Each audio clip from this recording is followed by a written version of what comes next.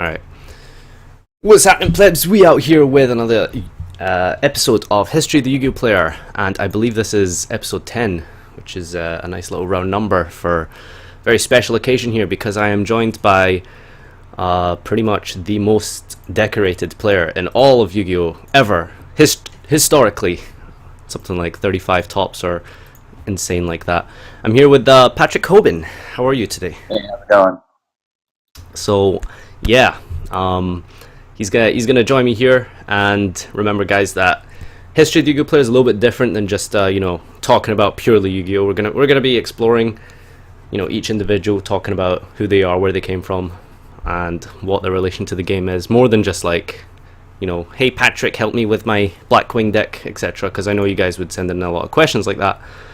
But so just we're gonna talk about pretty much everything from the beginning. So tell us a little bit about yourself, your background, and what you do and what you did and all that kind of stuff. Okay, my name is Patrick. I have 33 tops. I won 2 ICSs, 5 ARGs, and nationals. Yeah, so not that much really, but yeah, that's absolutely insane. So where did you start off? Like how did like Yu-Gi-Oh even become like a thing for you? So like, I mean, I guess like I played with like all my school friends or whatever, but I didn't really start taking it seriously until I got on like online Yu-Gi-Oh, like YVD back in the day. Is kind of when I started like taking it a little more seriously and figuring out what was actually going on in the game instead of like trying to summon blue eyes with no tributes. I mean, that's a pretty good play if you ask me. I mean, to be honest, we're summoning blue eyes with no tributes now in the meta, right? So Not much has changed. full circle, right? But yeah, so when did you like first start getting into competitive play and decide to actually construct a deck worthy of entering a tournament with? I guess I taught my first regional in like 2007, but I had been like, I mean, I've been playing since like pretty much the second pack ever, but I didn't really like know what was going on. Like there was a long period of time where I was just like, I don't know, not I didn't have a clue basically. Like I started reading metagame in like 2006. And so that was really kind of what got me hooked and like wanting to be good, but I just like wasn't for a long time. Um, I mean, you were only like 14 at the time, I'm assuming. So I believe we're the same age. yeah, I was born in So 92. still really Yeah. young. Like, do you like as a kid? Like, do you not feel like that's something that you didn't really care about, or was competitive? I mean, when you're like 14 and like don't have a car, and your local is like an hour away, it's kind of like hard to play very much. And I didn't really discover YVD until like probably like 2007 or something. So um, yeah, it was kind of like harder to do before YVD, but like then once I found that, then I could like start playing more, because I still didn't have a car and like my local was still an hour away. But your intention was always to like play competitively. I mean, you weren't kind of like Yeah, ever since just. I started like reading like metagame and then saw like Paul Leviton and Shane Scurry and all of them doing well. Um, yeah, definitely. Once I started reading metagame, So, what actual archetype did you first play then? Well, if you even had archetypes back then, but what were you like consistently taking to locals and improving upon and playing with and trying to do well I with? saw my first regional with gadgets, so Was this I'm gonna go like with gadgets. oppression gadgets or something? I'm kind of new to this. I don't really know about the history, but is that what that was? No, oppression wasn't for like a couple of years after. Or oppression was like 2008. Oh, sorry. I think I mean Um, Ultimate Offering or something. uh, I don't think I played that. I don't remember. I remember I played like Banisher of the Radiance. I think. Was that good at the time? Yeah, or I thought so. I don't know. Fair enough. Fair enough. So when did you like first get your proper competitive? Well, you said you won your regional or topped your regional. Yeah, I just Um, topped it. okay. And did that give you a drive to, really improve and go forward? And where did you go from there, basically? Um, well, I started like topping more regionals like kind of consistently. Like I guess around that time I got to the point where I was topping like every third regional or so. And but I really got better more from playing online. Like I was on like warring teams back then. Yeah. Um, and I guess I got kind of lucky and I like made friends with one of the people on one of the better teams and like he led me on that team, um, undisputed back then. And then so I was just like surrounded with a lot of better players and um, I guess I kind of improved a lot off that. Then I'm kind of moved to like Starless and all those teams back in the day that were like really good, and I think that definitely made me a lot better, and it made me want to keep getting a lot better. Do Because you like there was a whole like trash talking element back then. That was like a big motivator for like everybody. Everyone was like, "You suck," and they did that to like everybody. But like it was really motivating. I found. do you think that's something that Yu-Gi-Oh kind of misses right now? Yeah, I mean, I had a lot of fun with it. So yeah.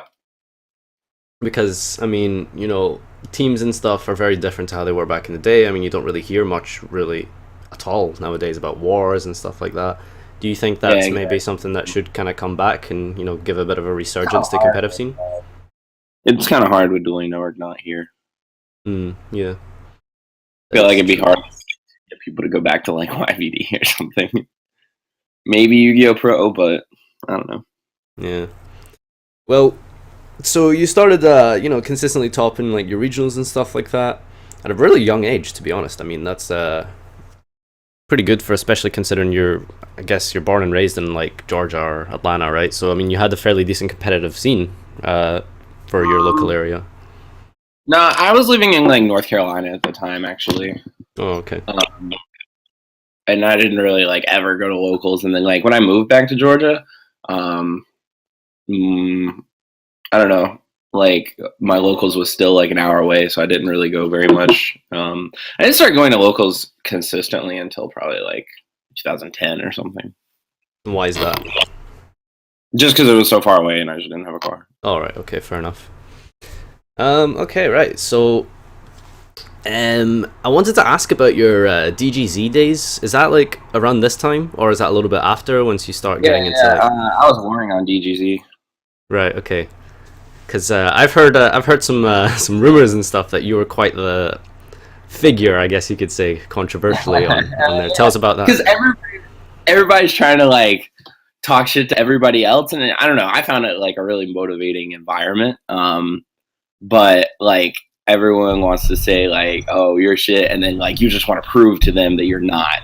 But I don't know. You just kind of like feedbacking off each other like that. But I don't know. It was intense, but some people, but like I found it motivating. Yeah.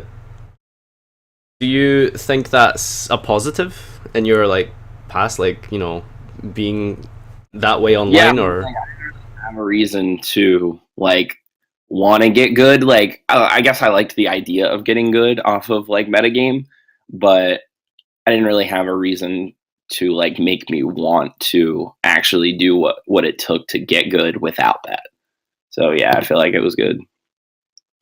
That's interesting. So like you kind of see that very not really hostile, but like super like intense kind of environment to be like a push It was kind of factor. hostile. Okay, yeah, kind of hostile then. So fast forward a little bit to when did you start getting your premier event success? Like, what was your first big top? My first top was Shonen Jump Nashville in 2010. So, what did you play? How did you prepare? What was your mindset going into the event? I played Lightsworn, and I really wanted to play this Lightsworn zombie deck, and then like I thought it was all cool and like creative and different, and then I was just like, hmm. But I want to win, so I'm gonna play Lightsworn, and it worked out. Actually, I feel like the moment that I really decided that I wanted to like win was when I got to my first regional top. I remember I had sided a Time Wizard, right?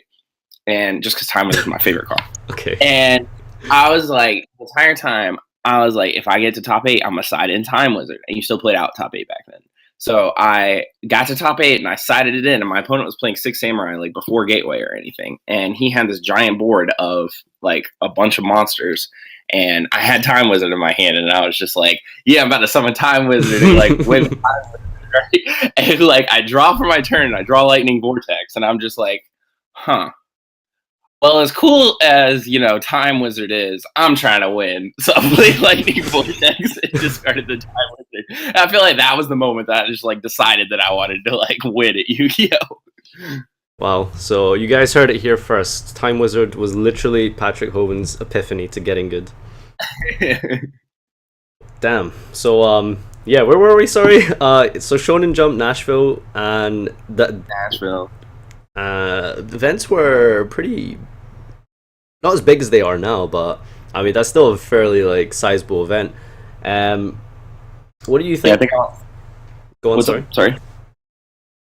I was just gonna ask, like, do you prefer like kind of like those sort of smaller events, not really small, but like, or do you like the thousands and thousands kind of like level events?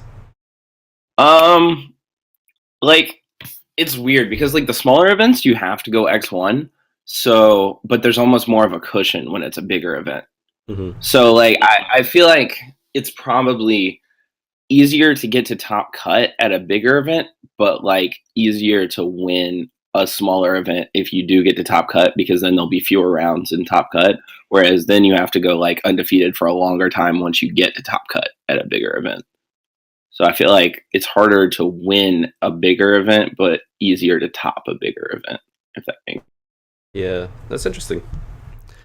So moving on a bit, you're obviously we're gonna take this time to shout out Pro Play Games and plug that Road of the King book. Make sure you guys check out Patrick Hoban's book, where you can learn all about his mentality and thoughts on the game and stuff. But asking a little bit about that, I'm curious to know, especially for like kind of newer players watching, what were like some of the major technical and deck building mistakes you made in the past, and how have you learned from it? I think the biggest mistake I had to get over was like siding wrong. Where I would like side in non-engine cards that like countered my opponent, right? Like I don't know if I was siding like anti-spell or something, but then I would take out cards that like helped me get started. Like I don't know if I'm just going to use a today example. If I was like playing Blue Eyes or something, if I took out like a Cards of Consonance and put in a card like, I don't know, MST or something, then I'm taking out one card that would get me started for a card that doesn't get me started. And I've like having to get over that and like only take out cards that don't get me started to put in other cards that don't get me started was like a big thing to realize. Do you think that siding and like the game 2 and 3 like kind of card transitions that way are like super important? Because I know other players, for example, like Jeff Jones, for example, he kind of like hates siding and just like really focuses on creating like a really like super good like main deck, like engine kind of thing. Yeah, I think that important. What do you think about that? Yeah, I mean, I think the engine is definitely the most important aspect of deck building by far. So, like, you want to get a good engine, and then you want to not mess it up. Yeah, through like poor side deck choices and stuff. Yeah, fair enough. Right. Any other things that come to mind when you think of mistakes and stuff that you had done in the past? I think it's really important to always try and like build the best deck in the room. But like that sounds obvious, but like I mean, you're not gonna win an event like having some marginal advantage. You need to like try and create like a brand new deck, basically. Um, if someone wins with like a standard deck, it's because there wasn't a better deck in the room that was just like infinitely better, and someone had to win the tournament because there's still going to be a winner at the end of the day. But I feel like if you're going to go into a tournament and actually try and win, you need to find like the ridiculously good advantage. Like, for instance, Burning Abyss, when I played at the ARG, like Raleigh, I think it was, and everyone was playing like Mathematician and a bunch of traps and not using like Alec or Calcab because they were like, those monsters suck. And I was just like, well, yeah, they don't have the greatest effects, but they are more BA monsters. So like I just like cut the traps for more engine cards basically, and like my deck could just do more because I wasn't like relying on just summoning one Dante and setting some back. I was just like making more and more plays, and it was like a real significant engine advantage, I guess. I feel like you need to like look for advantages like that to be able to actually like win tournaments. When did you realize that this was the correct method of deck building, rather than playing to top, as some people would call it, but playing to win? When did you realize that this was the correct way to go about deck building? Probably early 2014. Um, at that point, I had, well, maybe late 2013. Like when I won nationals, I don't think I really realized that yet. Um, but then after that, with Dragoonides was like I think the first time I really did it. Hmm. Like Dragoonity Dragon Rulers. Like I remember YCS Toronto. Like I got top 4 at that one, but then I won the next ARG. Um, but when I played at Toronto, it was just like the easiest tournament because it was just like every round my deck could just do more than the opponent could. And that was kind of like when it really hit me, I think. Yeah. One thing I like to compare a lot is like the fact that you and Desmond are like best friends and stuff, and he has like a stupid amount of tops, but he has like no wins whatsoever. Whereas you have like a lot of wins, and obviously a lot of tops as well. But you have wins and consistent wins as well. What do you think he does differently from you? Because you guys kind of like partner together and you build your decks together. Like what is it that he does differently from you that kind of like has stopped him from like winning, but like doing really well regardless? Uh, I don't know. I think he. I don't know. I love Desmond all, but I think he makes a lot of stupid mistakes. Like, I know one of the tournaments that I won, we got paired up in top 16, and then like in game 3, he decided to let me go first because like I don't know some like the way he sided, but we were playing the exact same deck, and like we knew that was incorrect, and then he let me go first, and I just opened like double Dante and like traps, and he just like couldn't play, and like if he had gone first, then he might have won that tournament instead of me. So like I don't know. I feel like he does a lot of things like that. It's trying to be a bit too fancy, maybe. Yeah. Like we were playing the same deck, and we knew it was wrong to do that. He was like, "I'm doing it anyway." And then I was just like, "It is work." It's interesting.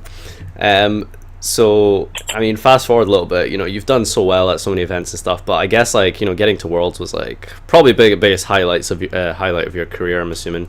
Yeah. You didn't do very good at Worlds though, did you? No. What was that about? Why do you think that was? I think that was like when I first.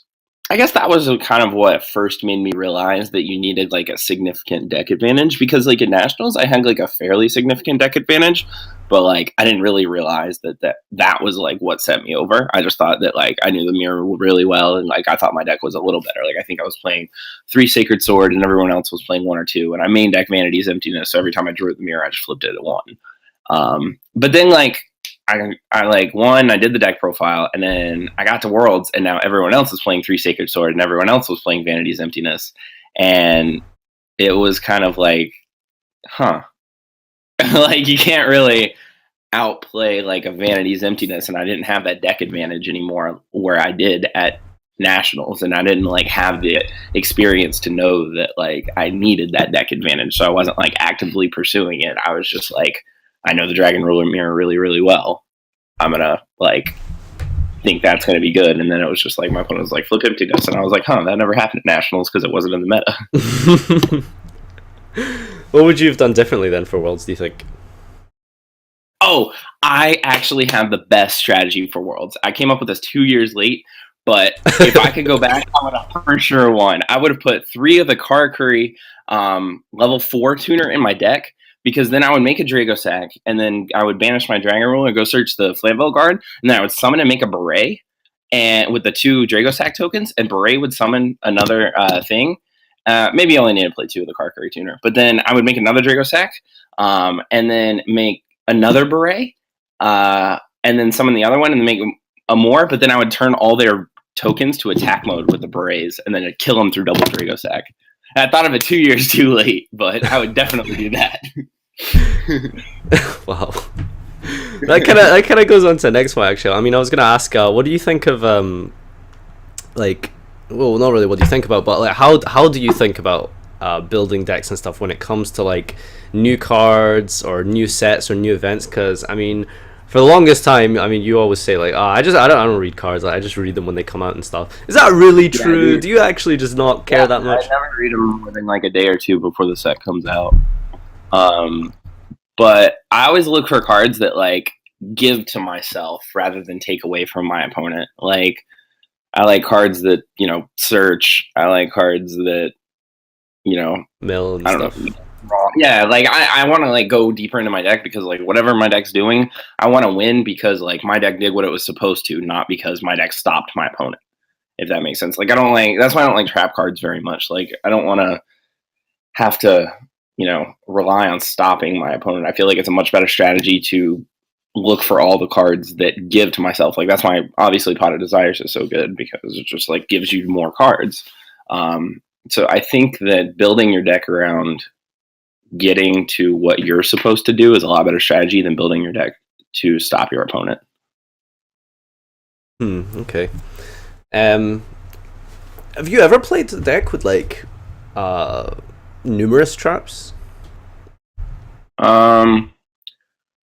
I mean, I have because like I definitely think the defense is necessary in every deck, like as much as I would like it to not be. But I think there is a number. And I talk about this in my book where like if you start going above what I think is like around 6 traps, then you start to see multiples and it kind of like hurts your hands because then every other trap card that's in your hand is one less combo card that could be in your hand. But I think you can go all the way up to around 6 trap cards and then only see one ish per hand and it not hurt your hands too much in terms of like cutting into the number of combo cards you're drawing. So when a new deck and a new archetype comes out, do you have a checklist of sorts to like see what the deck does and if you think it's worthy of playing? Like, do you kind of think, oh, this deck special summons lots, so that's one tick box? Do you have this kind of like process of thinking when it comes to new archetypes? Definitely. Always trying to special summon. Always trying to have cards that give to myself, not take away from my opponent. And then like if they're cards that only take away from my opponent or focus on stopping my opponent, like I just I don't know, kind of dismiss it. I like cards that don't have much of a requirement to activate. Like for instance, Reinforcements of the Army is a lot better card than the Resonator card that's like shuffle 2 Resonators back and then search. Like even if you were playing a Resonator deck, you still have to have done something already for that to be the same thing as Rhoda. Whereas Rhoda, you can just play it. Mm-hmm. So like I always want the like low cost cards like that. Yeah, that's fair enough. So yeah, I think we've talked about the deck building and like the thinking with regards to technical, like actual mechanical issues in Yu-Gi-Oh. But while this is, of course, history of the Yu-Gi-Oh player, we want to talk a little bit more about you.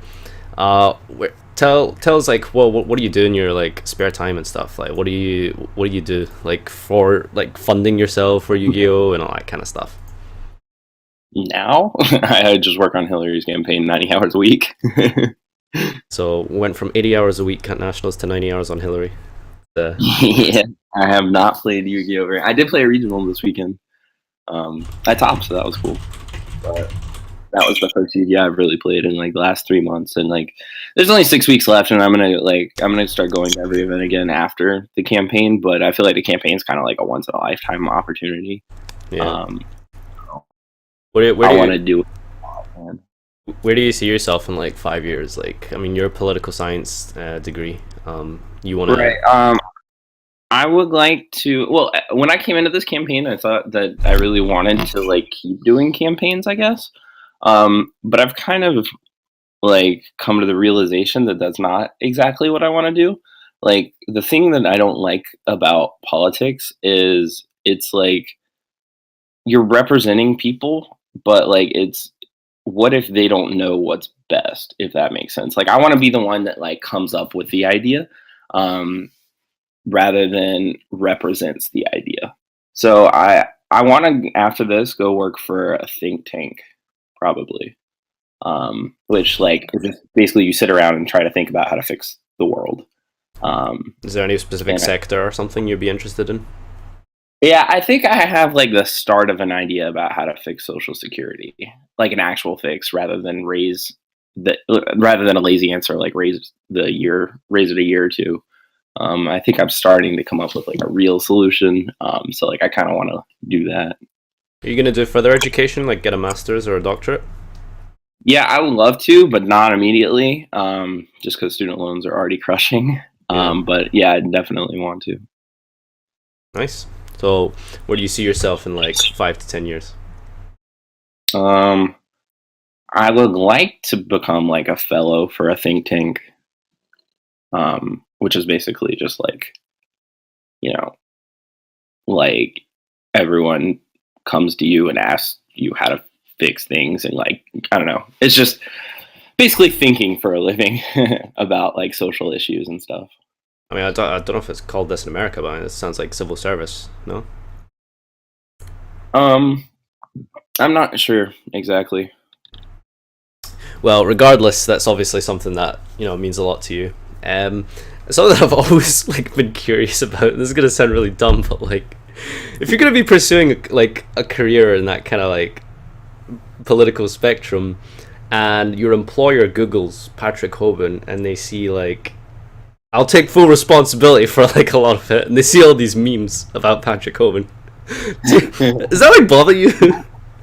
No, my employer told me she Googled me. Oh god. And what did she like think about that?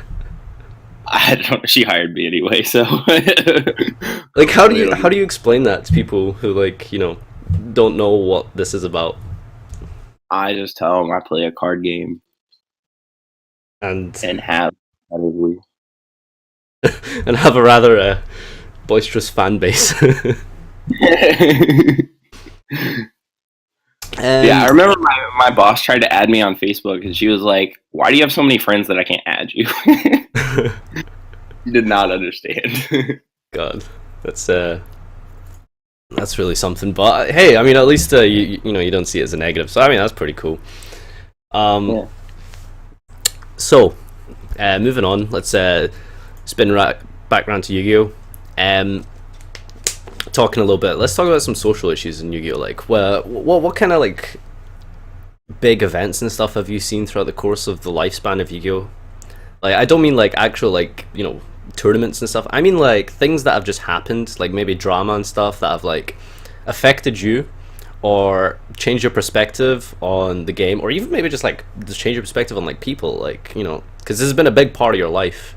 So it's obviously you've made friends, met people, and it affects your life, especially Yeah, like when you're as famous as you are. Like, do you think it's impacted your life like negatively, positively, or do you think certain things have happened that have done this? I think I only kind of understand the question. So basically, I mean, I like, definitely. I mean, like you're obviously a huge personality, and you've been impacted a lot in some ways, for good and for bad. Um, what things have you been through like a lot of drama and stuff that have affected you negatively, essentially, or positively? I mean, like, I don't really. I don't know. I feel like I don't get upset about like most things. Like when you're in my position, you're gonna have a lot of positive and a lot of negative, so you just kind of like tune out the negative, I guess. Hmm. Um, but I definitely think Yu-Gi-Oh has had a very positive impact on my life. I think it made me a lot smarter, to be honest. Like I would probably be a lot dumber without Yu-Gi-Oh in my life. Yeah. Um, it just like teaches you how to think. It teaches you like a lot of other skills that apply outside the game as well. Yeah, I mean, like the first chapter in your book, for example, like it just highlights just how in depth you've thought about applying like logic in Yu-Gi-Oh to like real life situations, like specifically when it comes to like all the biases and stuff. I thought it was really that's pretty cool. Yeah, for sure. Um, so what else have you thought about with regards to the future of Yu-Gi-Oh? Are you gonna just keep playing for the foreseeable future, or do you think you will like hang up the cards one day? I mean, maybe one day, but like, I definitely plan to start going to every event again as soon as the election's over. YCS Anaheim is going to be my first event back, so I'm really excited for that.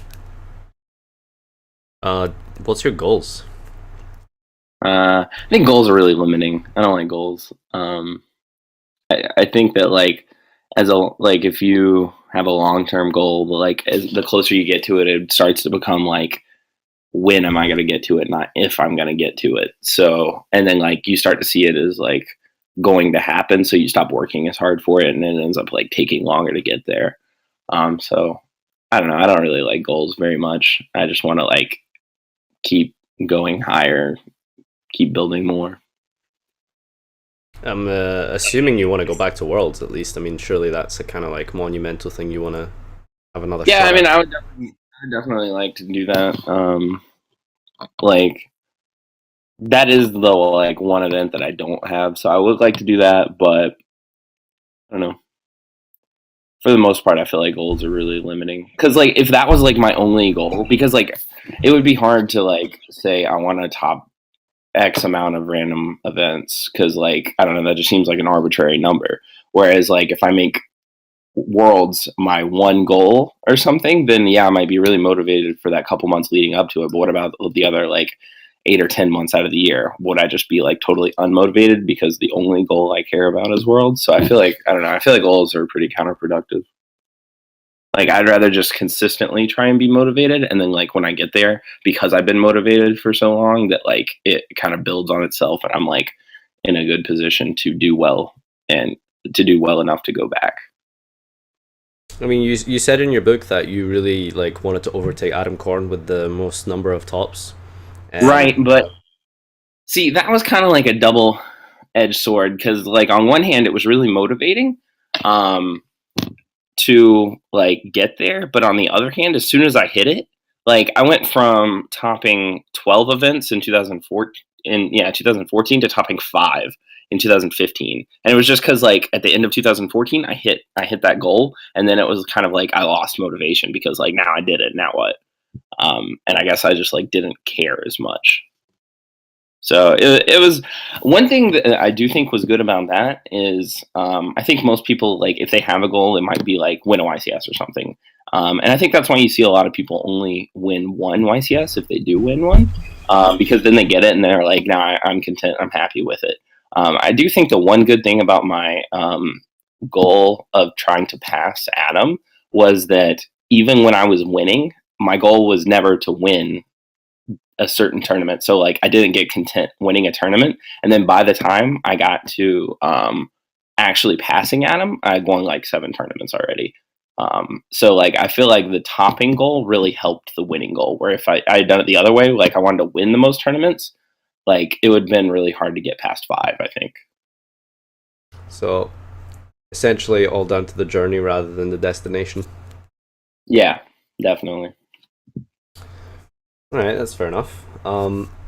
So let's move into a little bit about the present, I guess. So where are you at just now? You're with Pro Play Games, new Yep. team and stuff. How did that go down? Machado just asked me to join. A lot of my friends are on the team, and uh, he gave me a good deal, so I went with it. You were with ARG before, but I mean, was that like a team of sorts, or was that just kind of like a face of the No, company, or? yeah, that wasn't really as much as of a team. It hasn't. It was a team like back in the day, but ever since he like started doing the circuit series, he didn't really want to make it a team. He didn't want to like have his own sponsored players like in the tournaments. Like you see what I'm saying? Yeah, yeah. Once he started doing circuits, it stopped really being a team. Hmm. It was just more like advertising. Like we didn't work together like a team would. It was more like we wrote articles so that people would come to the site and be thinking more about ARG, so they would go to more ARGs kind of thing, rather than an actual team. Yeah. Sorry, I'm just checking the time right now.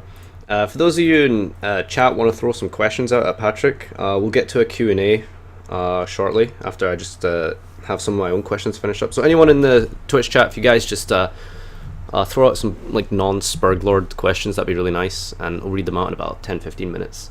But yeah, so where I want to go now is to talk about well, see, for me personally, like, you know, I've always like looked up to a lot of players and stuff, and I feel like that's something that's really helped is interacting with people that I really like in the game and people who do really well. Did you have any like role models of sorts or mentors when growing up? I mean, you did mention you did, but like, do you want to tell us a little bit more about it? Yeah, I mean, like ever since I just started reading metagame, like I always kind of like idolized all the best players, and like, I guess like Adam was at the top, like he had the most top, so like he was always kind of like who I wanted to pass. So like when I was thinking about like what I wanted to do in this game, like I was like thinking I want to pass him, if that makes sense. Mhm. Did you ever interact with the bigger players and stuff back when you were just, you know, a regional regular? Um, Not that much. I started becoming friends with them like around like 2011, probably when I started writing articles for ARG. Is when I first started like interacting with like the bigger players. And that was like mid 2011. How did that impact you? I mean, it's like motivating to be surrounded by people who are like doing well. Hmm. So Do you ever I think it's thought, disheartening sometimes? I mean, especially in like 2012. 2012 was a rough year for me. Just like in terms of the game, it was like almost every single event I would consistently get to like the last round, um, and then like lose out. So I don't know, like it was kind of hard, but it was also kind of motivating because like without something like that, then like you don't really have a reason to like do what it takes to actually get good enough to do well. Hmm. Just want to mention really quick. A lot of people in chat are asking things like, "Oh, what does he think about this archetype and stuff?" It's like it's not even out yet. Like you literally just heard him explain he doesn't read cards until they come out, and you're asking about fucking zodiacs in like January. Like that's not. Yeah, but anyway, where were we? So yeah, role models and stuff. I wanted to ask about your overseas expenditure. Well, not expenditure, expansion. You've been to a European event like once, I think, or something. Yeah, I've been to a couple of European YCSs. Do you plan to go more? And also, what do you think about them? Do you feel there's a difference with American events? Do you think there's like an actual maybe? Um, I don't think it's that different. I think that there are a lot of average players pretty much everywhere, and then like the best of the best are like pretty much compared. Like I think their average players pretty much compared to our average players, and their best pretty much compared to our best. So like I don't know. I think it's pretty similar. But in terms of like that environment or maybe like the metagame and sometimes rulings and exclusives and stuff can get in the way of you I know. think one of the biggest differences has to do with like the way events are set up. I think they probably have a few more slightly above average players because it's really easy to travel in Europe. Like it's really cheap to travel, so like there's not as high of a cost for people to go to more events. Whereas over here, like there are a lot of people who like go to nationals and that's like the only event they go to that year. But because so like if it's a little bit cheaper, then they can take it like a little bit more seriously. So I think they're probably like more just slightly above average players over there. Um, and the other thing is because we have ARGs like roughly once a month or so, um, and there are only a couple of CCGs and just like 4 or 5 YCSs a year over there. I think that they are a lot more likely to play like a very standard deck, because like people are really risk averse and they don't want to like if they can only go to a few events a year, then they want to like try and like make sure it counts. They don't want to like risk it. Whereas over here, because we have more events, we're just like, oh, we can try this one. It doesn't work. Oh well, there's another one in 2 or 3 weeks. Like, so we're more. I feel like we're more likely to try and like do something to define the meta, and they're more likely to consistently play something standard, if that makes sense, just because of the number of events. That's actually really interesting. I never thought about it that way. Um, the one final topic I wanted to address before going to Q&A. What do you think about the game of Yu-Gi-Oh itself? I mean, you stuck with it for so long. Why didn't you go off to like Hearthstone or Magic or something like that? I think what I like the most about Yu-Gi-Oh is deck building, and I think that we are very kind of not limited because, like in Magic, where you have like mana, right? You can only make a certain amount of like small plays, like in the beginning of the game, right? But then here, we're not limited to that, so we can like do the most, and we can do it early. So I feel like because I like deck building so much, I like Yu-Gi-Oh a lot because we're not limited by the you can only do so much because we only have a couple mana or whatever. Um, Do you really think that's a good design philosophy for a game though? Because I mean, you have issues where a lot of people have been critical of recent formats of like, oh, the decks are just so powerful but so fragile these days. Where turn one you just make a big board and hope they don't crack it, and that's essentially it. It's just trading like big boards, especially the pendulum deck, for example, you played as a good example of that, where you just pop your Ariadne, set your Scoldings, make your 38, okay, go, good luck, have fun, thanks for coming. Do you think that yeah, that can, I mean, that happens a lot, like, do you like that? I like it for like one event a format, if that makes sense. Like I like it at the beginning of each new format or each new set. I like it a lot, but then I think it makes it get old really quickly. So like that's why I always like when new sets come out. Even if I don't read them in advance, I still really like when new sets come out because it like keeps it interesting. And without like constant change, I think the game would get really stale. But I think because we don't have like a mana system or whatever, it makes the focus a lot more on deck building. Whereas in Magic, they're forced to kind of focus more on technical play because they can only make a couple plays in the beginning of the turn. Whereas over here, we're not limited to that. So it lets us focus on deck building. And I mean, I like deck building, so I like Yu-Gi-Oh the most, I guess. What is it about deck building you like more than technical play, just as principles? Yeah, I mean, I just feel like it lets you be like a lot more creative, and it lets you like.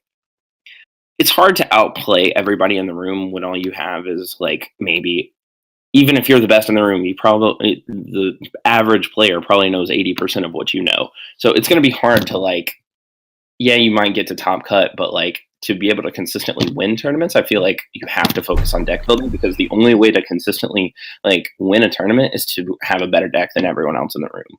And I think that's entirely possible. Whereas if you're the best player in the room, you're still the best player by like a very marginal amount. So I like that deck building kind of lets you go higher and lets you, when you get it right, you really get it right with deck building. Whereas if you get technical play right, yeah, you got it right, but like the guy who was next best or even average almost got it right, if that makes sense. Mm.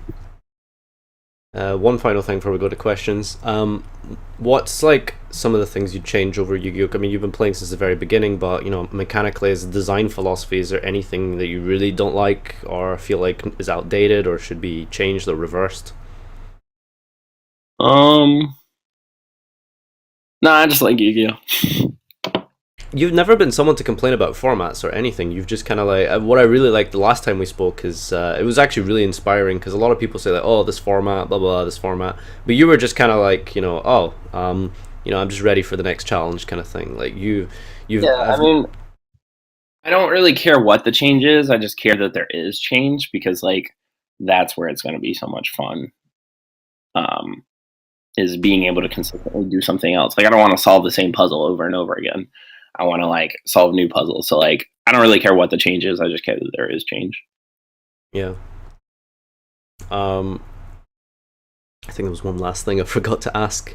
I'm sure I'll be kicking myself after we're done.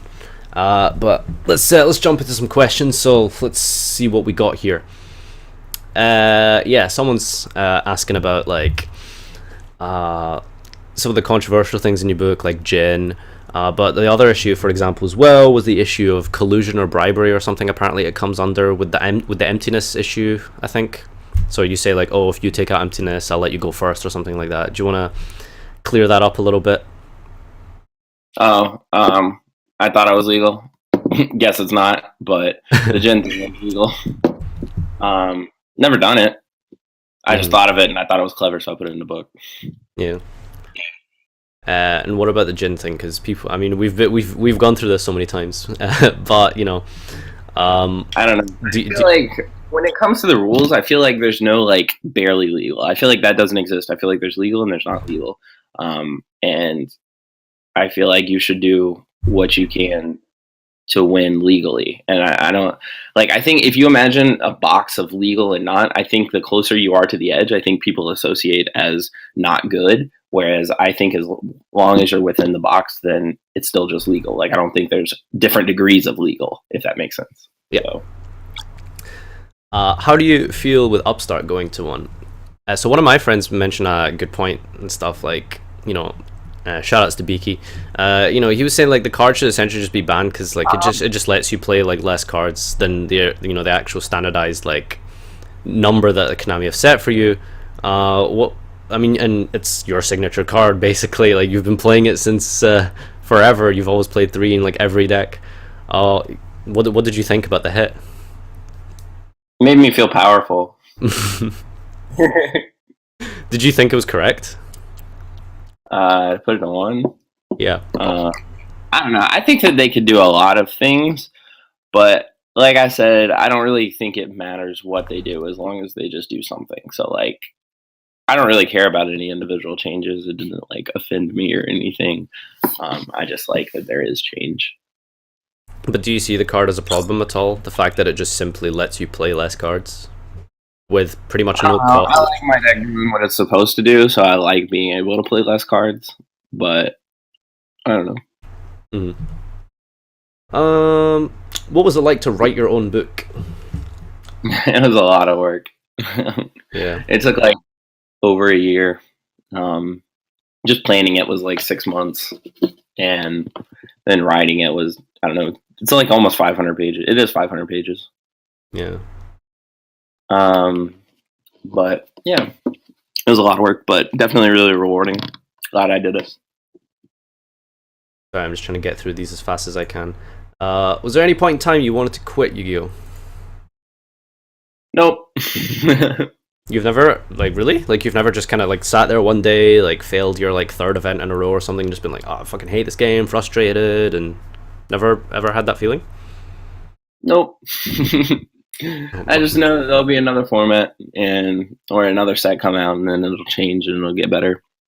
I know formats get stale, and, like, when you build your deck right, they get stale quickly, but there'll be another format, so never really wanted to quit. Well, it must be nice not to suck dick at this game.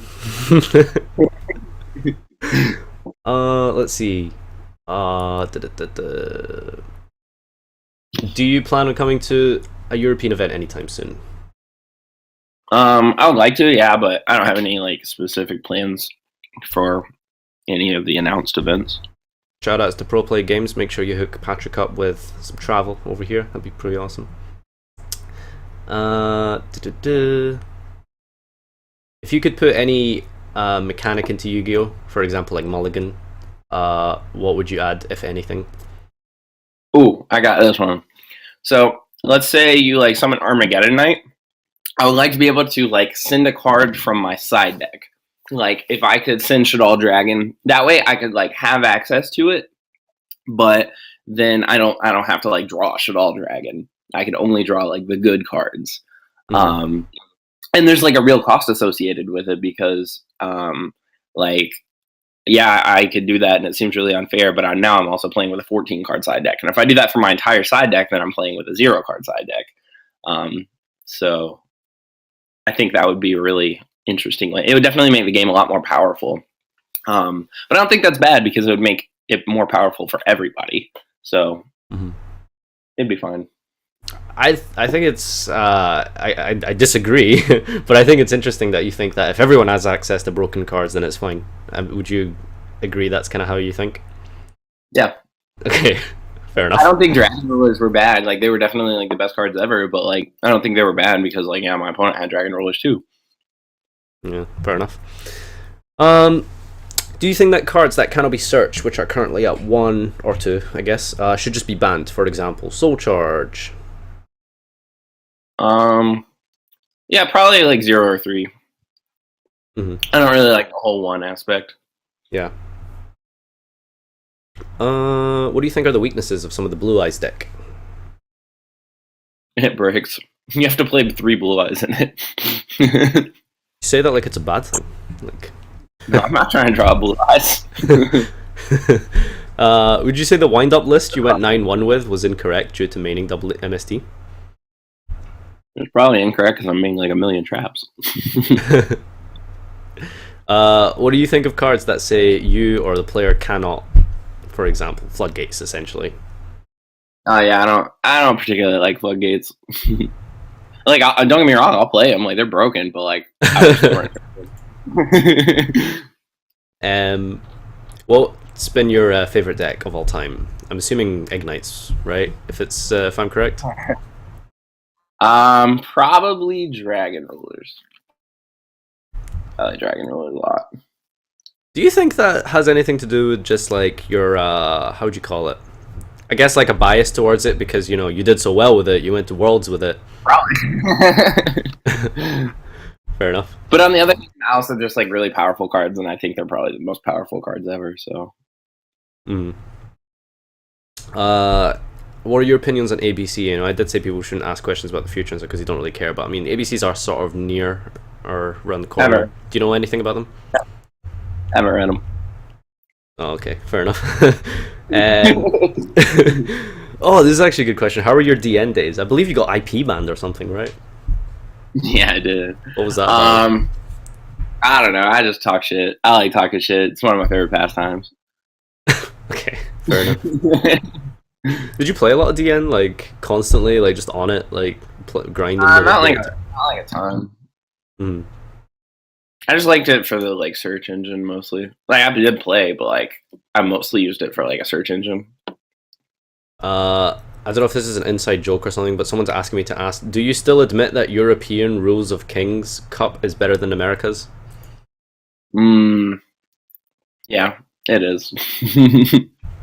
I have no idea what that's referring to, but sure, there you go. You got your question asked. The drinking. Oh, is it? What do you think about goats? I like goats, but goats gets boring also because like there's not change and I like goats when I'm in the mood for goats, but I don't love it because it's still like focused on the technical play rather than the deck building. And I like the deck building more, so like I prefer like today's format, but I still like goats. Yeah. Oh, by the way, that question about the Cup of Games came from Beaky, if you remember him, from over here in the UK. Yep.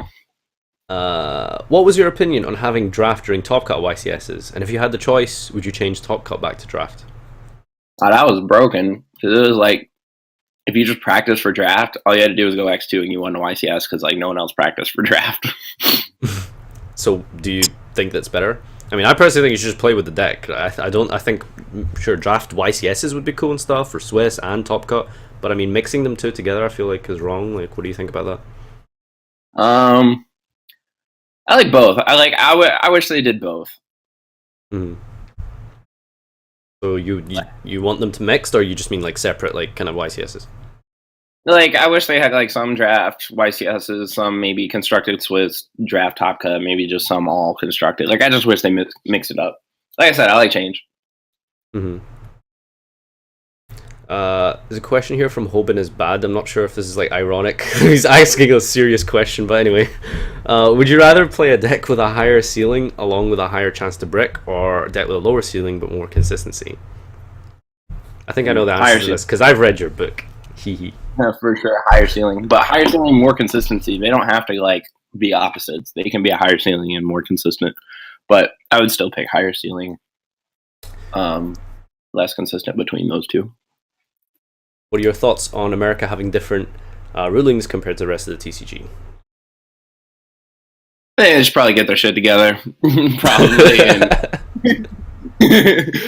But like, hey, I do have to go here in a minute. Okay, cool. I think that's pretty much all the questions wrapped up, really. So yeah, I'll just do my little outro now. Yeah. So this has been another episode of History of the Yu-Gi-Oh Player. This time with Patrick Hoban.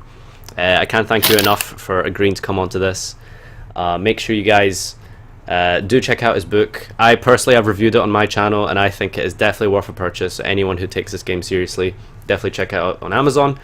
You can even get it as an ebook now, right? So really is no excuse. Make sure you check out. Oh, sorry. I'll let you go real quick. Talk to you later. See you later, man. So, yeah, he had to head out, but yeah, make sure you guys check out Pro Play Games.